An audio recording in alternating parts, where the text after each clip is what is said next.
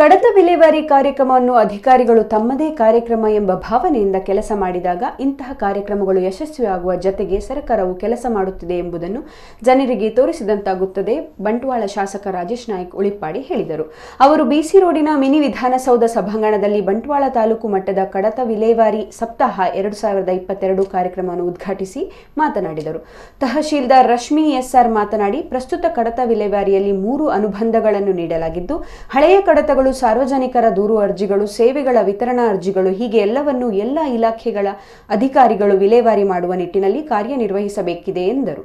ಕಾರ್ಯಕ್ರಮದಲ್ಲಿ ಪುರಸಭಾ ಉಪಾಧ್ಯಕ್ಷೆ ಜೆಸಿಂತಾ ಡಿಸೋಜಾ, ಬೂಡಾ ಅಧ್ಯಕ್ಷ ಬಿ ದೇವದಾಸ್ ಶೆಟ್ಟಿ ಮೊದಲಾದವರು ಉಪಸ್ಥಿತರಿದ್ದರು.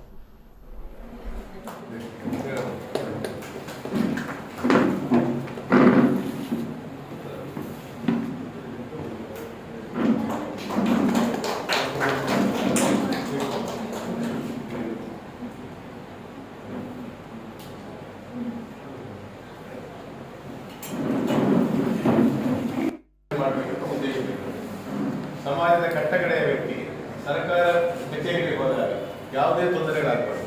ಅವರ ಯಾವುದೇ ಅರ್ಜಿಗಳಿದ್ರೆ ಆ ಅರ್ಜಿಗಳು ಶೀಘ್ರ ವಿಲೇವಾರಿ ಆಗಬೇಕು. ಅಂದರೆ ಆ ಒಂದು ಉದ್ದೇಶವನ್ನು ಇಟ್ಟು ಸರ್ಕಾರ ಈ ಒಂದು ಕಡತ ವಿಲೇವಾರಿ ಕಾರ್ಯಕ್ರಮ